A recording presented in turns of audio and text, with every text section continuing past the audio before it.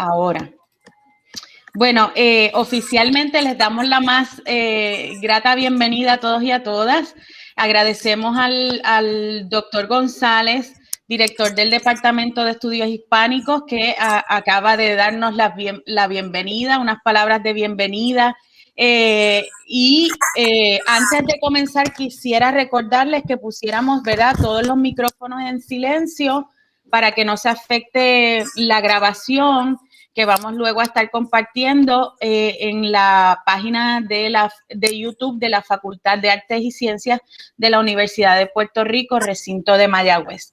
Así que sin más, quisiera presentar al doctor José Cárdenas Bunsen, que es catedrático de la Universidad de Vanderbilt y que posee un doctorado de la Universidad de Yale.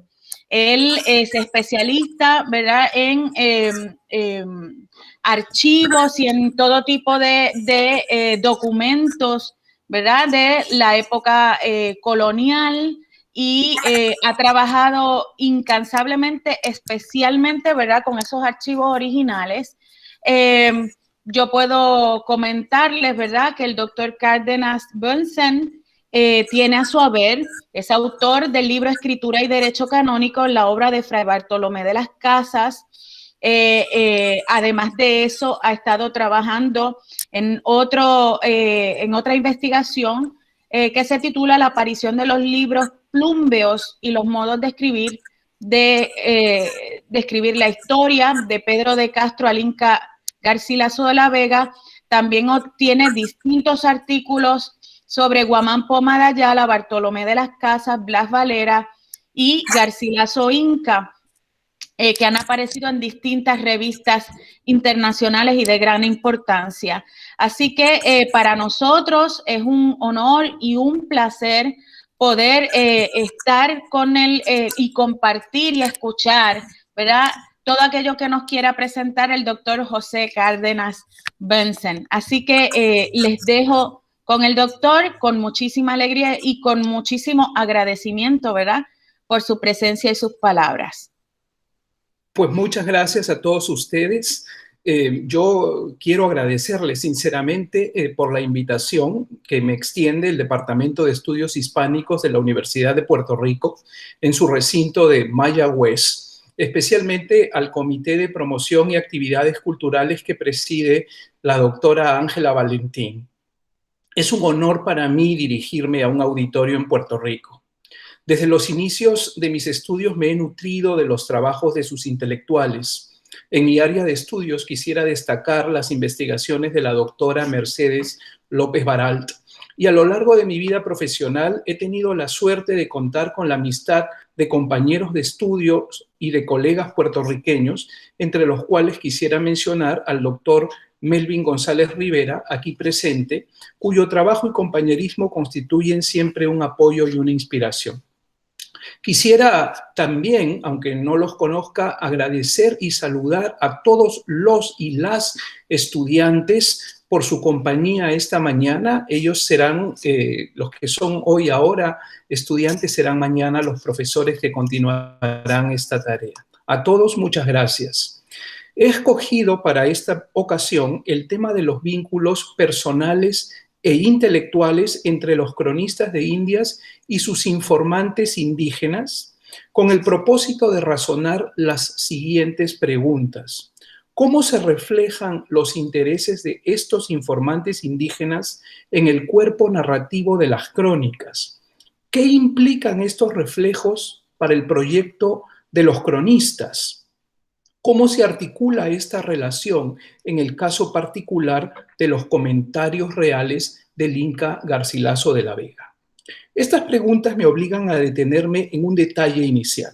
Con el nombre de crónicas me refiero a un corpus heterogéneo de escritos elaborados entre los siglos XVI y XVII que reconstruyen el pasado indígena, informan sobre las costumbres nativas y tratan desde distintos ángulos el problema de la justificación de la conquista hispana. Las crónicas más tempranas presentan como autor a un cronista español, hasta que empiezan a aparecer los cronistas indios, mestizos y criollos.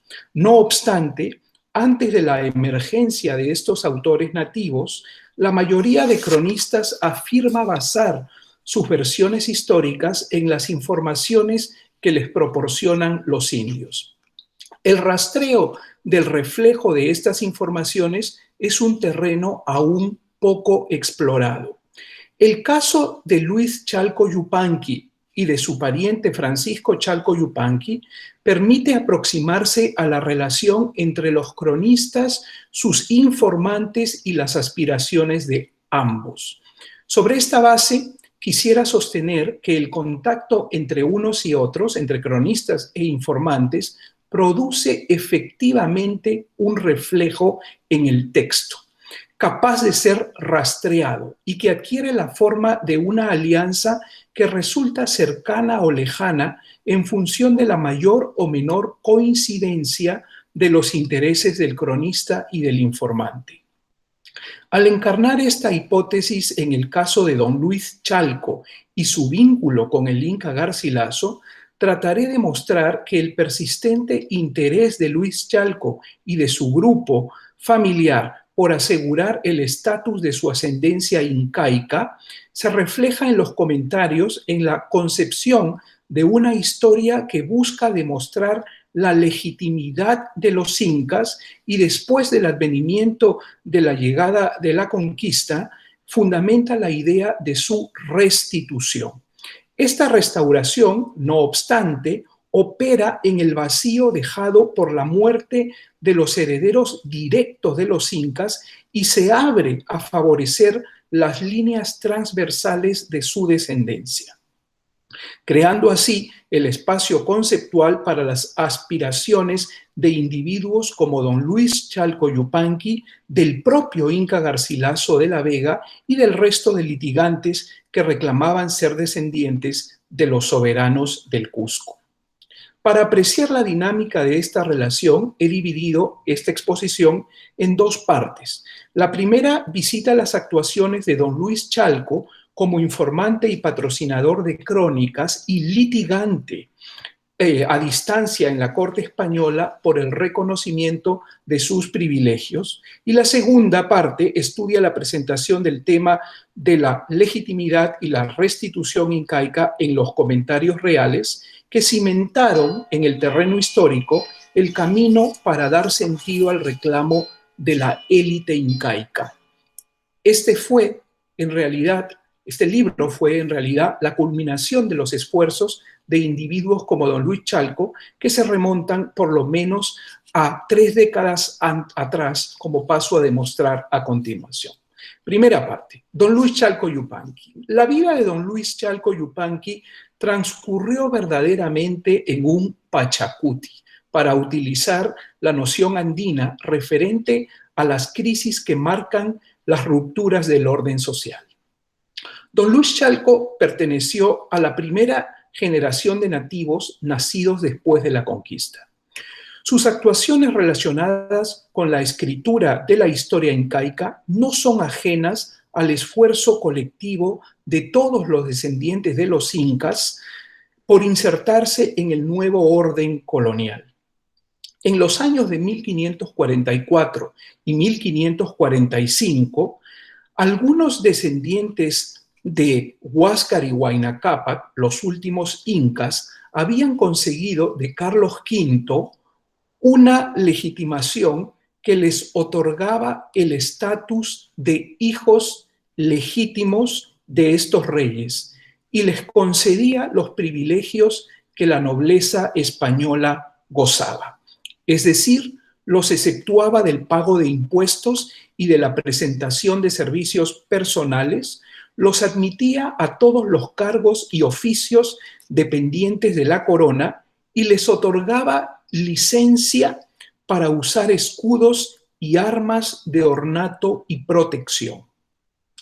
Estas concesiones se otorgaron en el marco del impulso lascasiano de las leyes nuevas de 1542, la primera legislación continental, que se fundaban en la legitimidad del dominio de los señores infieles.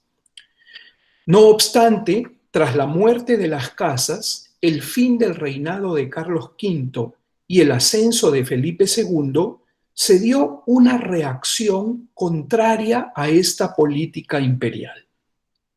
Así, los virreyes Martín Enríquez en México y Francisco de Toledo en el Perú iniciaron una empresa revisionista que paradójicamente desembocó en la escritura de la historia de los incas. En este contexto, hay que situar primero la participación más temprana de la familia Chalco Yupanqui en la escritura histórica. Don Francisco Chalco Yupanqui, pariente mayor de don Luis, en quien me centraré, sirvió de consultor para la Historia Índica de Pedro Sarmiento de Gamboa en 1572. Esta crónica, encargada por el virrey Toledo, se escribió con el propósito de contrarrestar las tesis de las casas que consideraban legítimos a los incas y que negaban los derechos de la corona a la posesión del Perú.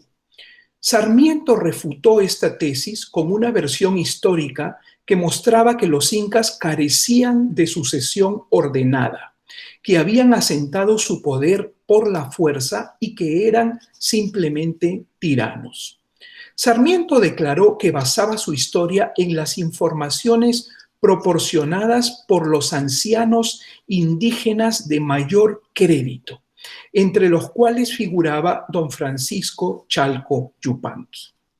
A pesar de sus ataques contra la legitimidad, Sarmiento incluyó una historia de la descendencia de cada uno de estos soberanos. Señaló que cada inca fundaba un linaje propio y que nombraba un jefe que velaba por el bienestar de sus descendientes.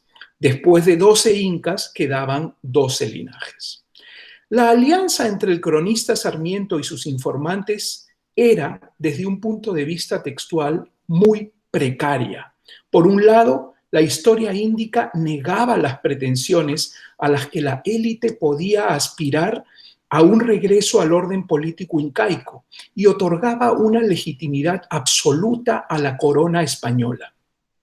Por otro lado, les confería a los descendientes la autoridad de respaldar la versión oficial de la historia en la que los linajes adquirían un perfil muy definido y una larga existencia histórica como descendientes de los incas. Don Luis Chalco Yupanqui, mi personaje, o nuestro personaje esta mañana, continuó este interés de sus parientes por intervenir en la elaboración de la historia. Su primera aparición como informante tuvo lugar después del gobierno del virrey Toledo, en medio de la implementación de sus reformas a la vida indígena colonial. De entre estas, destaco la creación de la lista de indios tributarios, la revocación de los privilegios a los descendientes de los incas por acusarlos de apoyar el levantamiento general del año 1536 y la institución de las parroquias como el centro de la vida indígena desde finales del siglo XVI. Ángela, por favor, ¿podríamos poner la primera imagen? Gracias. En 1590, don Luis Chalco informó la crónica escrita por el fraile mercedario Martín de Murúa, en su condición de gobernador de las parroquias del Cusco y representante de los naturales ante los órganos del regimiento de la ciudad. Al hacerlo, tomó la posta iniciada por la generación anterior. Paso a leer una cita que quisiera decir que ha estado por muchos años oculta en un folio que estaba pegado a otro. Es la siguiente, cito: la famosa historia y probanza hecha del origen e criación e primera posesión de los grandes señores ingas y señores que fueron de este reino. Disculpen, el texto está bastante roto en algunas partes, pero se puede rescatar a don Luis Chalco. Y señores que fueron de este reino, de sus hechos y costumbres y vestimenta y otras cosas del servicio. Es hecho en este convento de Nuestra Señora de las Mercedes de esta gran ciudad del Cusco, cabeza de este dicho reino del Pirú. Lengua del padre Fray Martín de Morúa, de la dicha orden, para averiguar la declaración que de ello tomó de don Luis Chalco Yupanqui, gobernador mayor de esta dicha ciudad y de todas las parroquias, y de don Quispe Cusi Ingacusi, cacique principal de la parroquia del señor San Blas, y de don Mango Tupa, cacique principal de la parroquia del señor Santiago, y de don Martín Quispe Tupa, cacique principal de la parroquia de San Cristóbal, y de don Pedro Purqui, cacique principal de los indios Cañaris, que es la parroquia de Santa Ana, y de muchos otros caciques principales de cabezas de los indios viejos de esta ciudad. Fin de la cita. La naturaleza de este texto resulta de gran importancia para el argumento que quiero construir. Murúa quiso dejar constancia de sus informantes indios e inscribió sus nombres en la primera ilustración de su historia y genealogía de los incas reyes del Perú. Años más tarde decidió aprovechar la acuarela, pegarla sobre un folio nuevo y como consecuencia ocultó las identidades de sus informantes. Al rescatar este texto perdido y complementarlo con la ilustración que lo acompaña, Ángela, por favor, podríamos pasar a la siguiente imagen. Al complementarlo con la ilustración que lo acompaña, que es la que ven en pantalla y que es en realidad el anverso de la página que leí, se puede entrever el propósito de la participación de don Luis Chalco en la elaboración de la historia.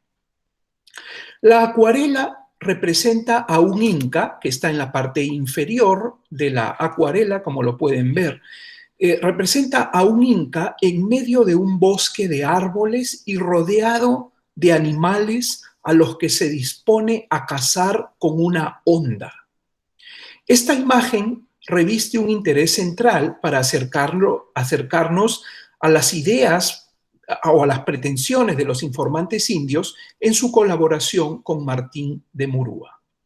Desde la política de Aristóteles, el ejemplo de la cacería servía para reflexionar sobre la adquisición libre de las cosas de la naturaleza. Con el paso del tiempo, el pensamiento político convirtió la cacería en una actividad que ilustraba el surgimiento legítimo del dominio, es decir, del derecho de disponer de los bienes mostrencos de la naturaleza, del establecimiento de su administración y después de la institución de las organizaciones políticas. Aplicando estas ideas a la acuarela, el inca de la acuarela aparece entonces en un momento en que se dispone a apropiarse sin compañía de otros de los animales y plantas a través de su habilidad para la caza. Y así la acuarela retrata el momento más primitivo del surgimiento del dominio incaico, a partir del cual se desarrolla la trama de la historia que narrará Murúa con las informaciones de sus informantes indígenas. La aparición de los nombres de los informantes detrás de esta acuarela sugiere que sus nombres se asocian a estos orígenes de la legitimidad nativa. En consecuencia, sus descendientes heredarían dicha legitimidad natural y se debilita la tesis de la historia anterior, la historia índica de Sarmiento de Gamboa, que había declarado la tiranía de los incas y había restado legitimidad a su descendencia. En el programa ilustrado de la serie real de los incas, Ángela, podríamos pasar a la siguiente imagen.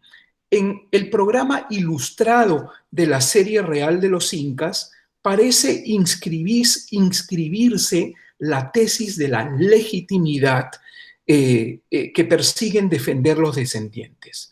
Murúa asocia a cada uno de los soberanos con el linaje que fundó al ser nombrado heredero del incario.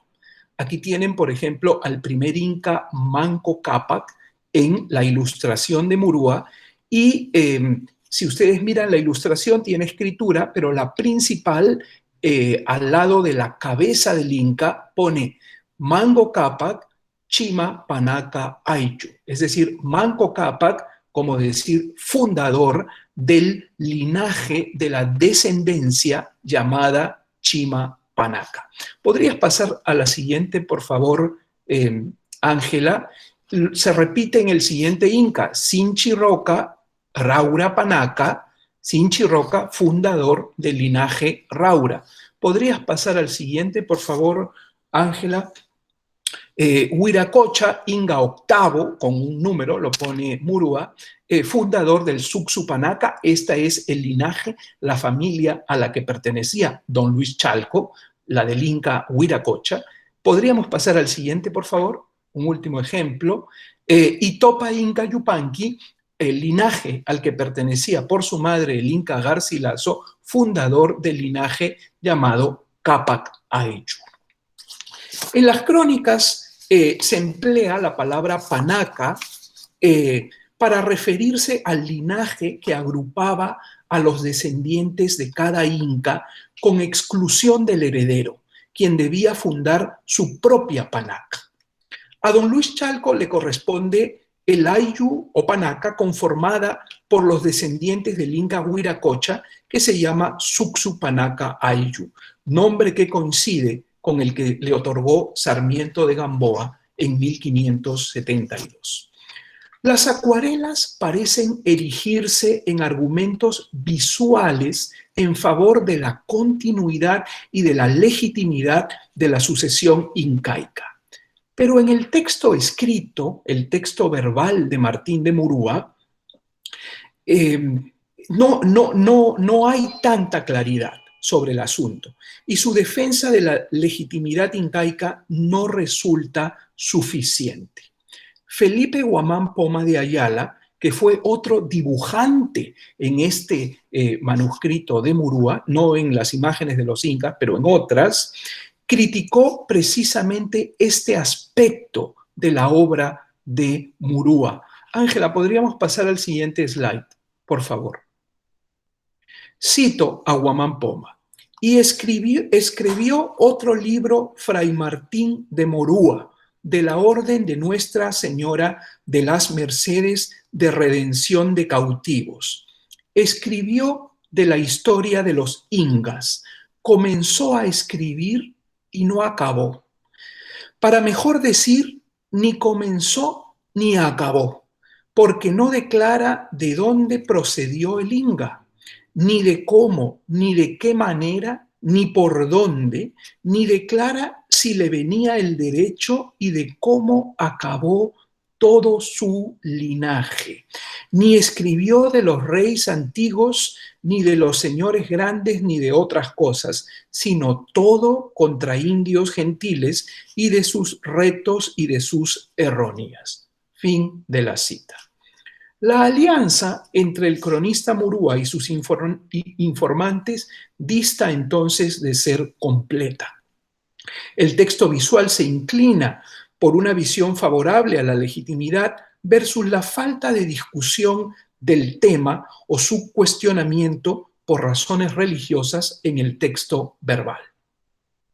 Esta falta de claridad es crucial para la continuación de los empeños de don Luis Chalco. En los años subsiguientes, don Luis Chalco Yupanqui desempeñaba una actividad intensa en el Cusco. Lo tengo documentado en el año 1606. Ángela, ¿podríamos pasar al siguiente slide, por favor? En el año 1606, como traductor del español al quechua y del quechua al español para las visitas que realizaba el Cabildo Español, la Asamblea de Vecinos que gobernaba el Cusco, al Hospital de los Indios para vigilar su funcionamiento. Don Luis Chalco supervisaba los desfiles procesionales de las parroquias y mediaba entre los capellanes y los cofrades indios en las elecciones de los priostes para las fiestas solemnes. En la cita que tienen ustedes aparece don Luis Chalco en el año 1606 tomando juramento a los elegidos para dirigir las fiestas de la parroquia en presencia de el cabildo de la ciudad del Cusco. Voy a evitar leer esta cita para poder seguir con la exposición. Es precisamente en medio de estas actividades de mediación lingüística y cultural que en 1603 don Luis Chalco, con los otros descendientes de los incas, extendieron un poder desde el Cusco hasta España en favor del capitán Garcilaso de la Vega, para que en su nombre pudiera suplicar al rey en el Consejo de Indias para que les devolvieran los privilegios que habían ganado en décadas anteriores y que habían perdido durante el gobierno del virrey Toledo. En este punto quisiera pasar a la segunda parte de esta exposición para examinar la respuesta textual del Inca Garcilaso al poder que le otorgaron los descendientes de los incas. El Inca Garcilaso acusó, segunda parte, el Inca Garcilaso acusó recibo del poder que le extendieron los jefes de las panacas reales, entre los que figuraba don Luis Chalco Yupanqui, y que llegó a sus manos cuando terminaba la primera parte de sus comentarios reales en 1604. Garcilaso confiesa sorprenderse de que quedasen muchos más descendientes de los incas de los que pensó, pues en el cuerpo de su libro calculó que solo quedaban 200 sobrevivientes, e informa que le enviaron una probanza de la descendencia, las identidades de cada uno de los descendientes y una serie de retratos de los incas pintados en seda blanca de la China. Cito, Ángela, ¿podríamos pasar a la siguiente imagen? Cito a Garcilaso: habiendo pintado las figuras de los reyes incas, ponen al lado de cada uno de ellos su descendencia, con este título, Capac Ayllu, que es generación augusta o real, que es lo mismo. Este título es a todos en común, dando a entender que todos descienden del primer inca Manco Cápac. Luego ponen otro título en particular a la descendencia de cada rey, con nombres diferentes para que se entienda por ellos los que son descendientes, digamos, de tal o tal rey. Fin de la cita. Por la llegada tardía de la petición, no se puede atribuir a esta un rol central en la concepción de los comentarios. No obstante, Garcilaso compartía una posición muy similar a la de los descendientes incaicos. Al compararlo con don Luis Chalco Yupanqui, el Inca Garcilaso proclamaba también su descendencia incaica por línea materna en sus actuaciones ante las autoridades españolas y sobre todo en todas sus publicaciones. Dominaba el español y el quechua, se presentaba como traductor en su obra y estaba comprometido con la escritura de la historia de los incas. Estas semejanzas culturales y personales explican que Garcilaso coincidiera con don Luis Chalco en afianzar la legitimidad de los incas. Su escritura encarna las premisas de los lenguajes políticos del siglo XVI en las acciones que historiaba. Para el caso de la legitimidad incaica, Garcilaso se basaba en el ejercicio de la ley natural y la entretejía en la enseñanza del primer inca Manco Cápac. Por favor, si pudiéramos pasar al siguiente, Ángela. Este soberano persuadía a sus seguidores de que, cito, para que entre ellos hubiese perpetua paz y concordia, y no naciesen enojos y pasiones, hiciesen con todos lo que quisieran que todos hicieran con ellos. Fin de la cita. En esta enseñanza figura, parafraseado, el precepto que manda hacer a otro lo que quisieran que se haga con uno.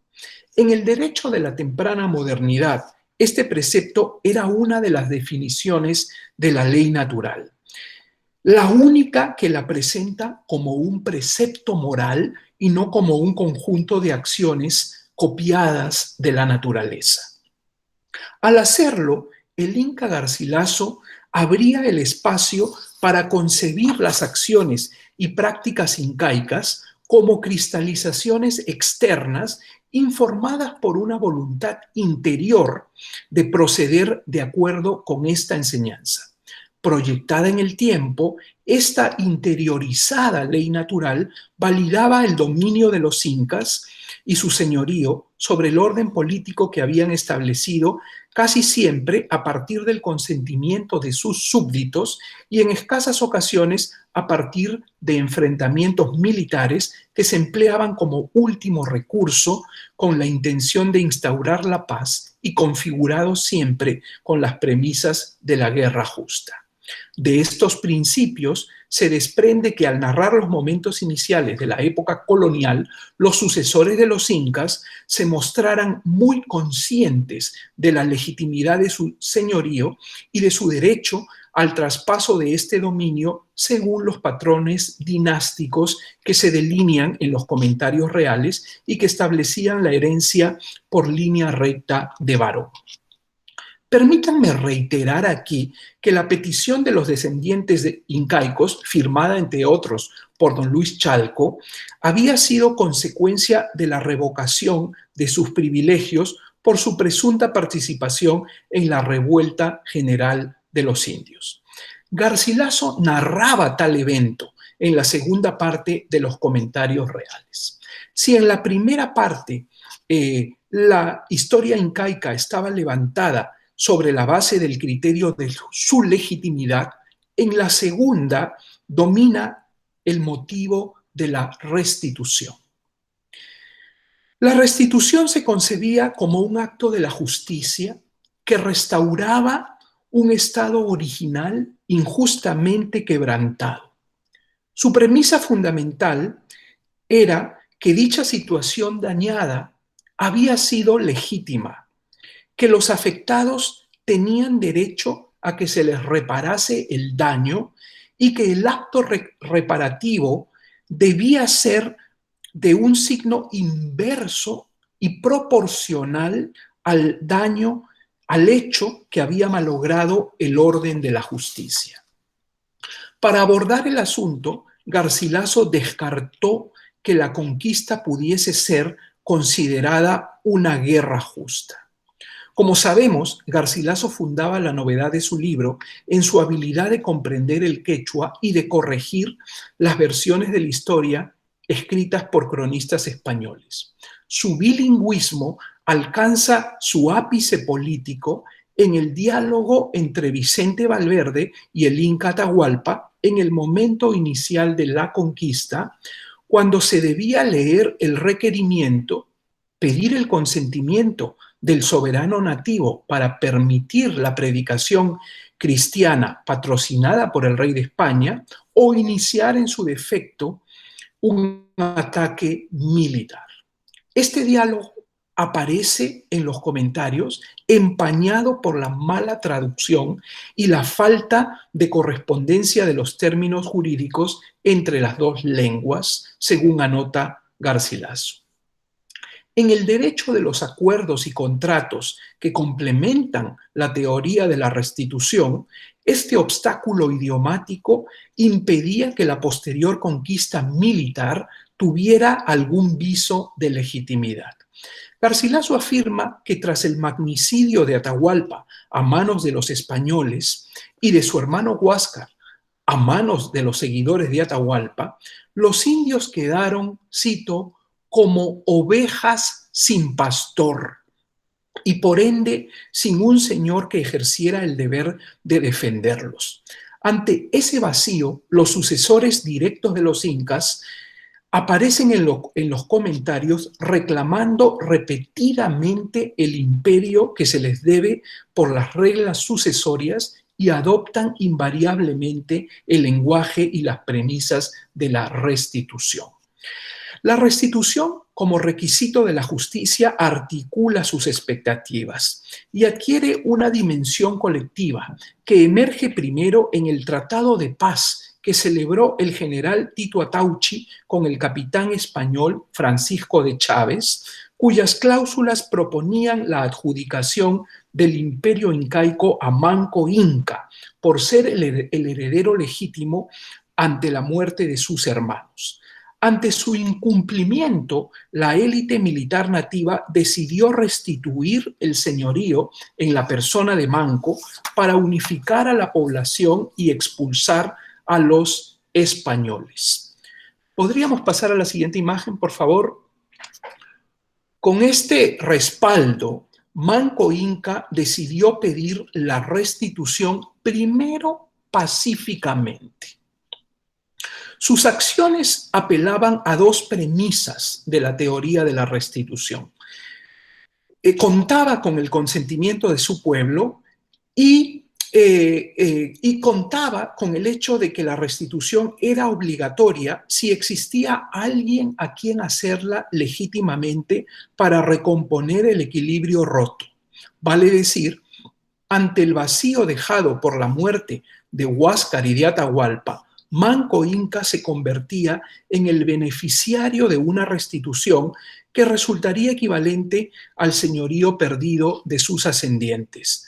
Manco Inca dirigió un parlamento a sus generales en que se mostraba muy consciente de sus derechos. Cito: «Hijos y hermanos míos, nosotros vamos a pedir justicia a los que tenemos por hijos de nuestro Dios Huiracocha, los cuales entraron en nuestra tierra publicando que el oficio principal de ellos era administrarla a todo el mundo. Vamos allá armados de justa demanda. Esperemos más en la rectitud de los que tenemos por dioses que no en nuestras diligencias, que si son verdaderos hijos del sol, como lo creemos, harán como incas, darnos han nuestro imperio. Y si todo no bastare para que nos restituyan nuestro imperio, entenderemos claramente que se cumple la profecía de nuestro padre Huayna Cápac, que dejó dicho había de enajenarse nuestra monarquía, perecer nuestra república y destruirse nuestra idolatría». Fin de la cita. Tras una recepción favorable de este pedido por parte de Pizarro, Manco Inca pronto cayó en la conclusión de que éste buscaba excusas para dilatar una restitución efectiva. Estas demoras violaban otro principio de la restitución que mandaba que ésta se hiciese sin demora, pues su demora equivalía a un robo y a un acto de posesión de mala fe que nunca prescribía ni generaba legitimidad alguna con el paso del tiempo. Es en este contexto que Manco Inca se rebeló y dirigió el alzamiento general de los indios, levantamiento militar que terminó con una derrota exclusivamente, según el Inca Garcilaso, por intervención de la Virgen y de Santiago, que buscaba, al impedir el triunfo militar, que el resto de los indios se convirtiera. Manco Inca se retiró del Cusco y estableció un señorío reducido, aunque independiente, en las montañas sureñas de Vilcabamba, donde años después murió sin restitución. Sus hijos no renunciaron al empeño por hacer valer este derecho a restitución. ¿Podríamos pasar a la siguiente, por favor, Ángela? Zairi Túpac accedió a negociar con el virrey Hurtado de Mendoza. salió de las montañas de Vilcabamba y fue a Lima a negociar la compensación que le ofrecían a cambio de su señorío y de su renuncia a todas sus aspiraciones políticas en favor de la corona española. Los comentarios narran que tras las negociaciones con el virrey se ofreció un banquete en honor al Inca y a los postres le acercaron una cédula con las mercedes específicas que le concedían. Y cito aquí la reacción del Inca. Y habiéndolas oído el príncipe y entendídolas bien, tomó la sobremesa que tenía delante, que era de terciopelo y estaba guarnecida con un flueco de seda. Y arrancando una hebra de flueco, con ella en la mano, dijo al arzobispo: todo este paño y su guarnición me dan este pelito para mi sustento y de toda mi casa. Con esto se acabó el banquete y el arzobispo y los que con él estaban quedaron admirados de ver la comparación tan al propio. Es citado. En términos de la restitución, la reacción de Zaire Túpac se puede interpretar como una declaración de que la restitución material que le ofrecen no resulta proporcional al señorío que le tienen usurpado ni al daño material recibido y que no se aceptan sus términos concretos.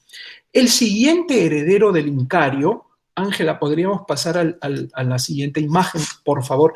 El siguiente heredero del Incario, el Inca Túpac Amaru, ante el fracaso de la negociación de su hermano, se resistió a negociar una posible salida de Vilcabamba y a dialogar con el virrey Francisco de Toledo. No obstante, cambió de opinión ante el envío de un contingente militar y la imposibilidad de defenderse. Túpac Amaru se dejó capturar al convencerse de que no tenía culpa ni pesaba delito alguno en su contra. Su gesto repite la reacción consistente de muchos incas, excepto el levantamiento de Manco, en el que no se ejerció el derecho a defensa, pero se mantuvo la conciencia de la legitimidad de su señorío. Túpac Amaru enfrentó un juicio por rebeldía iniciado por el virrey Francisco de Toledo, que terminó en una condena a muerte. El Inca Túpac Amaru desaprobó en los parlamentos de los comentarios ese proceso en contra suya.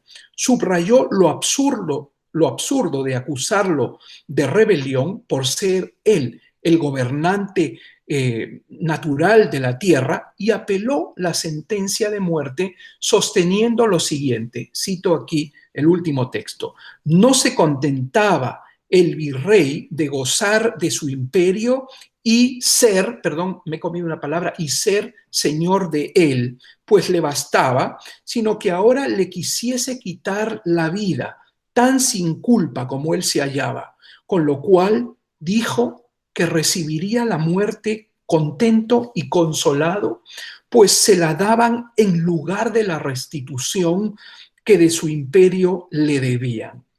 He citado. Sigue el bautismo y luego la ejecución, que aquí lo tienen en un dibujo preparado por Guamán Poma para Murúa, la ejecución injusta del Inca, que cancela en los comentarios la sucesión directa de los soberanos del Cusco. A la luz de la teoría de la restitución por parte de 3 herederos del Incario, sin que se cumpliera ninguna, estas peticiones articulan una demanda muy explícita por el reconocimiento y devolución de un derecho de los incas. Los bautizos sucesivos de Zaire Túpac y de Túpac Amaru indican que la restitución que estos demandaban era compatible con la ley nueva, es decir, la cristiana, cuyo arribo había profetizado el último inca Huayna Cápac.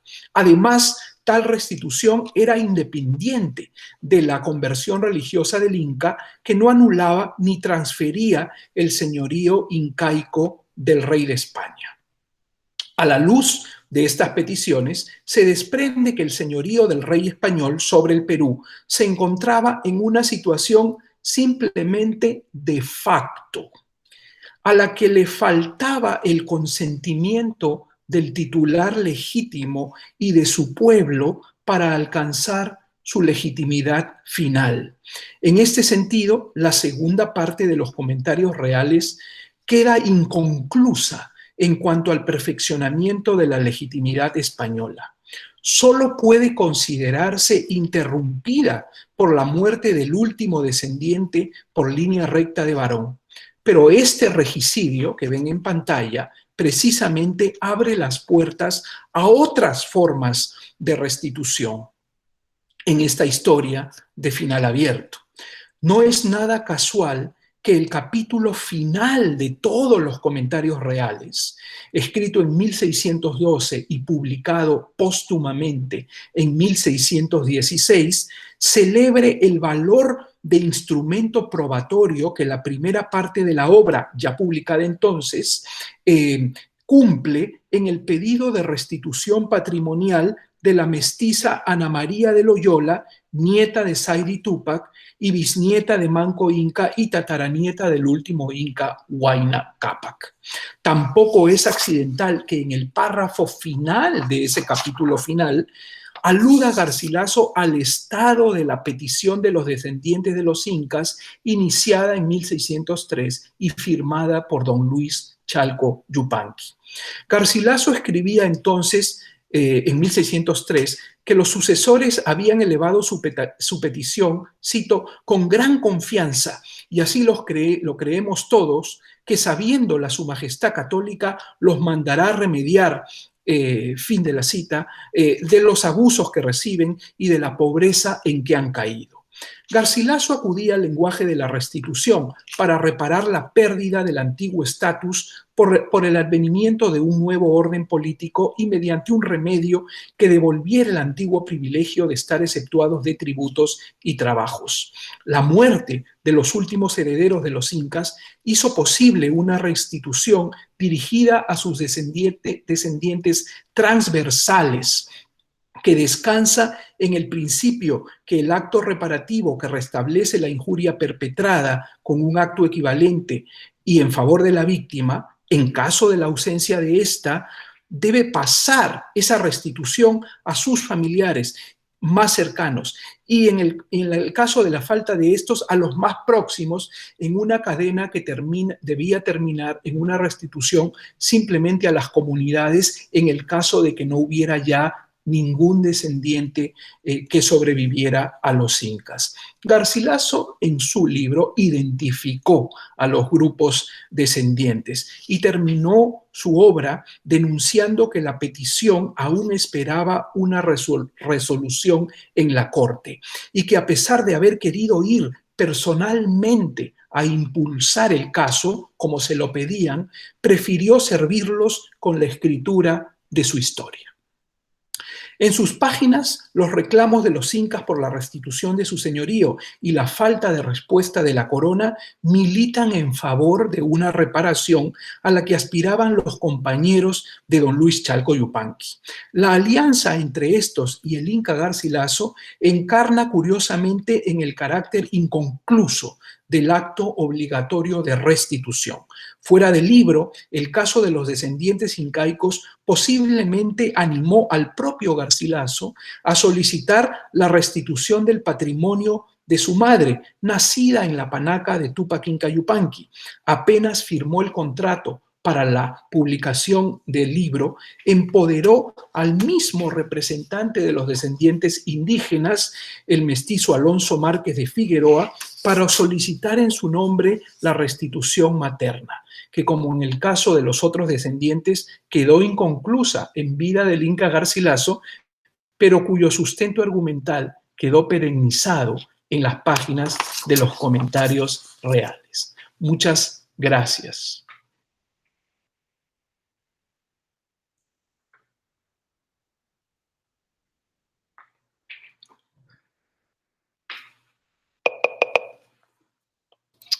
Muchas gracias al doctor José Cárdenas Benson por esta maravillosa conferencia y abrimos entonces el espacio para aquellos o aquellas que quieran comentar, hacer alguna pregunta. Aquí por el chat, pues sabemos que hay varias personas que han agradecido la conferencia y bueno, dejamos el espacio para aquellas personas que quieran preguntarle al doctor.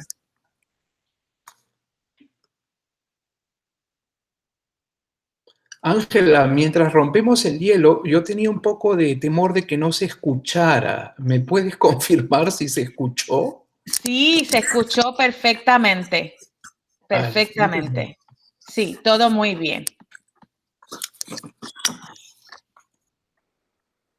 ¿Alguna pregunta, algún comentario? Dice la doctora Jacqueline Girón, colega del departamento, ¿verdad? En el chat, pobres incas esperando justicia de los conquistadores. Siempre me espanta cómo el discurso de la historia le dio vuelta a la polarización de bárbaros y civilizados en América, pero especialmente en Perú. Si quisiera comentar algo más, está abierto el espacio. Sí, buenos días a todos y a todas. Buenos días, doctor Cárdenas. Un gusto conocerlo y gracias por visitarnos. Y esta es su casa. Gracias. Sí, es que pues yo soy fanática de Garcilaso y a medida que usted iba hablando, ¿verdad? Iba sintiendo esta misma reflexión que he hecho a través de los años dando literatura hispanoamericana y cómo en esa literatura colonial, ¿verdad? Se presenta la nobleza y la civilización que había en nuestro hemisferio y cómo la historia se ha encargado de precisamente darles el mote a los indígenas de bárbaros y a los conquistadores civilizados. Y entonces cuando examinamos esos documentos, sobre todo Garcilaso, que era tan inteligente, tan racional, porque ese hombre hubiera sido un juez de un tribunal supremo con unos méritos enormes, ¿verdad? Esa frialdad con que él nos examina todo ese proceso, pues a mí se me parte el alma, que le puedo decir, porque hemos estudiado, es decir, apenas ahora estamos revisando ese discurso, pero todos nosotros hemos estudiado la historia al revés. Pues Jacqueline, muchas gracias. Yo querría seguir tu comentario diciendo que efectivamente esta revisión se ha repetido muchas veces, ¿no? Y efectivamente los cronistas indígenas y mestizos, como en el caso de Garcilaso, y no solo ellos, porque también hay que reconocer individuos como Bartolomé de las Casas ya en esa misma época. Claro. Que habían cuestionado efectivamente la barbarie indígena en general y lo habían hecho desde varias perspectivas. En el caso del Inca Garcilaso, precisamente el bilingüismo que él utiliza es uno de los recursos para indicar que la barbarie es simplemente un punto de vista y que en función del lenguaje que se utilice uno puede ser aparentemente bárbaro o no, pero que hay una serie de argumentos que niegan que la barbarie sea una condición real que, digamos, define a la persona y no simplemente un punto de vista idiomático o un punto de vista de costumbres distintas, ¿no? En el caso del Inca Garcilaso, este concepto que mencioné de la ley natural, que él utiliza curiosamente esta definición cristiana que la parafrasea, con el propósito de utilizar la única noción, digamos, interna, la única noción que es la que es madre de nuestra idea actual de los derechos como espacios internos que nosotros tenemos, vamos a decir, derecho de ejercer, y si no queremos, de no ejercerlos también, pero que es un derecho que tenemos dentro. Esa noción, el empleo de esa noción, fue el pilar teórico casi invencible que le sirvió para negar que el Estado incaico o la organización incaica pudiera ser considerada bárbara, puesto que la ley natural era, en el pensamiento de la época, una ley que afectaba a toda la humanidad o a todo el linaje humano, como hubiera escrito él en sus páginas. Sí, sorprendentemente moderno. O sea, es que Garcilaso es casi contemporáneo en ese pensamiento de los derechos y del lenguaje. Si apenas ahora en el siglo XXI es que estamos viendo cómo el lenguaje le da la vuelta a la retórica y justamente nos crea las realidades alternas. Así es. Muchísimas gracias. A ti, Jacqueline. Si te puedo tutear. Muchas gracias a la doctora Jacqueline Girón. Cualquier otro comentario, pregunta. Dice Arnaldo Rodrigo Carrasquillo Rodríguez, ¿en algún momento de la historia se pudo reconstruir el dominio inca? Gracias, Arnaldo. Esta pregunta, y agradezco esta pregunta, muy importante. Arnaldo, bueno, a ver, una respuesta simple es que no, en cuanto a una restitución íntegra del dominio inca. Pero este libro de Garcilaso, si me concentré en él, fue porque de entre todos los textos, no muchos lamentablemente completos que conservamos de los intelectuales indígenas y mestizos, es el único que se publicó en época colonial. Los demás, como Juan de Santa Cruz Pachacuti, Felipe Guamán Poma de Ayala, Titucusi Yupanqui en el Perú, Tesosomoc en México, etcétera, quedaron en versión manuscrita y fueron conocidos por muy pocas personas. Entonces, los comentarios reales, al estar publicados, tuvieron una gran difusión, ¿no? Y alimentaron un sentimiento de nacionalismo incaico. Bueno, estoy usando una palabra que se usa en el Perú que es un poco anacrónica, nacionalismo incaico, pero al menos vamos a decir una conciencia de la herencia incaica que repetidamente alentó intentos por restaurar el imperio y que cristalizó, por ejemplo, en una famosa rebelión que hubo en el año 1781 en el Perú, donde el rebelde, la cabeza rebelde, se hacía llamar Tupac Amaru II, como si tomara la posta del último inca cuya imagen presenté en el momento de su decapitación. De modo que, y después este mismo discurso alimentó varios de los discursos que condujeron al pedido de la independencia en el siglo XIX. A fines del siglo XVIII, principio del siglo XIX. De modo que en ese sentido se logró crear un lenguaje que alimentó las expectativas de libertad, etcétera, ¿no? Y no solamente dentro del Perú. Por ejemplo, Argentina también adoptó el lenguaje de los incas. Es un fenómeno que a mí me interesa mucho, ¿no? Tratando de buscar ellos un ascendiente. Esa fue la repercusión intelectual de estas ideas.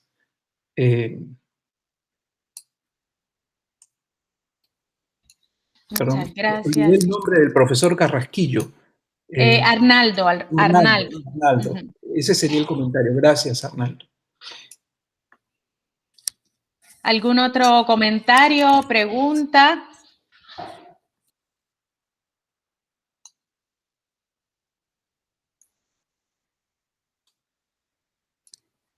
Pueden en confianza levantar la manito virtual, ¿verdad? O abrir el micrófono con plena confianza.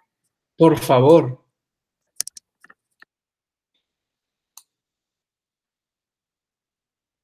Dice Jaime Hernández, la restitución es un concepto político, pero ¿por qué a veces se le comenta como una utopía o futuro imaginado? Supongo que tiene que ver un poco con la respuesta que ha dado. Gracias por la conferencia. Pues muchas gracias por el comentario. Pues querría decir algo, ¿no? Que Garcilaso se singulariza de otros pensadores que pensaron en términos de restitución. Uno de ellos, Felipe Guamán Poma de Ayala, dicho sea de paso, otro, el padre Bartolomé de las Casas, otro, Francisco de Vitoria. Y si empezamos a buscar, aunque no se formara, digamos, un partido indigenista, sí hay una corriente filo-india en el pensamiento de esa época que desembocó en algunas acciones concretas, no tanto como preguntó, como comentó Arnaldo Carrasquillo hace un momento, de una restitución del dominio, pero sí hubo numerosas restituciones menores, no del dominio, no del señorío de los incas, sino de las cosas que se habían arrebatado a los indígenas. De modo que en algún sentido no fue del todo utópico. Lamentablemente se hizo dentro de un orden colonial, eso sí, pero hay una serie de testamentos de conquistadores, especialmente de encomenderos, que a la hora de la muerte, creyendo que han robado, porque, digamos, tomar cosas ajenas es un tipo de robo que requiere una reparación, es decir, una restitución, que en el testamento final, generalmente firmados pocos días o meses antes de la muerte, hacen restitución de las cosas que se han llevado de los indios, de las ganancias que han obtenido con su trabajo no pagado, etc. Y cuando han muerto estos indios, incluso hacen restitución colectiva, por ejemplo, a través de donaciones al Hospital de los Indios, al Hospital de los Huérfanos, etcétera. De modo que en ese sentido esta noción, que es una noción muy amplia y seguramente muy conocida en esa época, no desembocó en una restitución del señorío, pero sí en una restitución de otras menores. Aquí leo un comentario, permítame, Ángela, que lo lea yo mismo, de Jacqueline, que dice, muertos de miedo por el infierno. Y este comentario es verdad, es ajustado, porque si los testamentos, para los que hagan estudios históricos, son una de las puertas más importantes para conocer la ideología de una época, porque aparecen las personas ya en un momento en que no hay escapatoria, a pesar de que negocian con sus familias lo que van a dejar a otros, sobre todo cuando se benefician a terceros, efectivamente dicen que hacen restitución por la salud de su alma. Y esto depende evidentemente del concepto de la persona, que en realidad, y gracias por este comentario, sinceramente, porque me permite decir algo muy importante que no dije por falta de tiempo, pero no haber abusado tanto de él en la conferencia, y es que todo esto opera, este sistema jurídico, en una noción de la persona que no solamente es un ente material, corporal, sino que también es un ente formal, espiritual, y que esa mezcla hace que el derecho tenga precisamente esta posición a mitad de camino entre una cuestión absolutamente pragmática y una cuestión espiritual. La restitución es precisamente uno de esos conceptos que estaba en la frontera de lo espiritual y lo material, ¿no? Algo parecido, perdónenme una comparación que no viene al caso, con el matrimonio, que en esa época no había matrimonio civil, pero el matrimonio generaba una serie de obligaciones, hoy como ayer, materiales y al mismo tiempo espirituales, ¿no? De modo que la restitución efectivamente se hacía en parte por miedo al infierno. Pero el rey parece que no tuvo miedo al infierno y no restituyó el señorío. La corona no va al infierno, parece.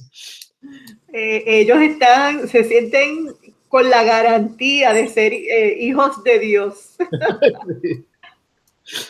Pero sí debo decir que en las concesiones que sí obtuvo la élite indígena, hay para terminar con una nota, con la tendencia celebratoria hacia el Inca Garcilaso, hay que decir que su pensamiento es en el fondo elitista, pues habla de una restitución para las élites indígenas y menos de los indígenas, vamos a decir, comunes y corrientes.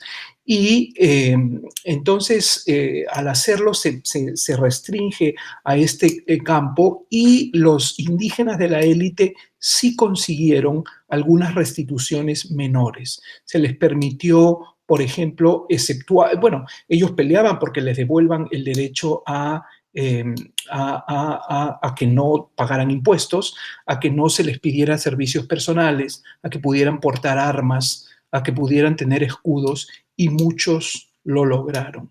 Y se creó una élite indígena que incluso en época de la independencia estaba a favor del rey de España.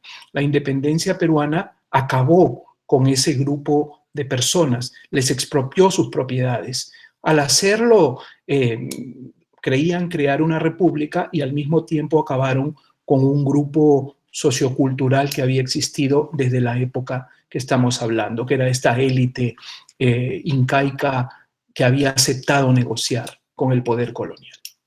Es complejo el asunto. Wow, qué interesante lo que acaba de explicar, ¿verdad? El asunto de que al crearse la república, ¿verdad? Se propiciara esa desaparición, ¿verdad? Interesante. Dice la doctora Jacqueline Girón, sí es lo que piensa todo el mundo, monarquía, jerarquía legítima. ¿Alguna otra pregunta, algún comentario?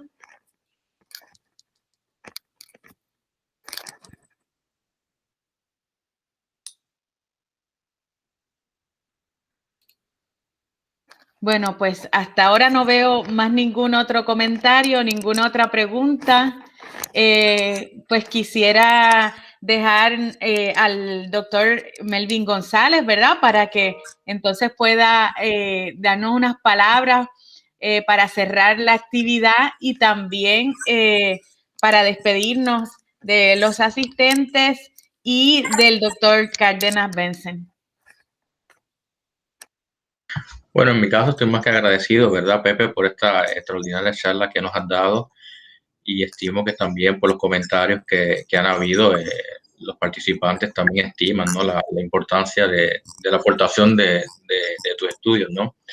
Así que estamos más que agradecidos que hayas tenido la oportunidad de cerrar la Semana de la Lengua 2021 del Departamento de Estudios Hispánicos en el recinto de Mayagüez. Muy agradecido. De nuevo, me reitero en mi agradecimiento a la doctora Ángela Valentín por haber organizado tan extraordinaria semana, y estamos a la disposición de que continúe así, ¿verdad? De que el departamento siga contando con académicos de tan alto nivel, tanto internos de Puerto Rico como fuera de Puerto Rico, para que se hayan estos lazos, ¿no?, de intercambio de conocimiento. Así que un abrazo enorme a ti, Pepe, y muy agradecido. A Ángela, mi agradecimiento infinito, y sepan los participantes que, bueno, que estamos muy contentos por la labor y por la información que se nos ha dado.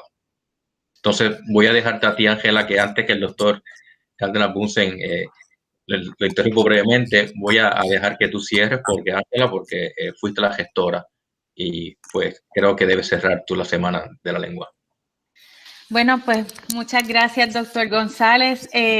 Agradecemos muchísimo tanto a nuestro conferenciante de esta mañana como a Prensa Room, que ha estado cubriendo todas las actividades de la Semana de la Lengua 2021, especialmente al compañero de redacción, el doctor Javier Valentín.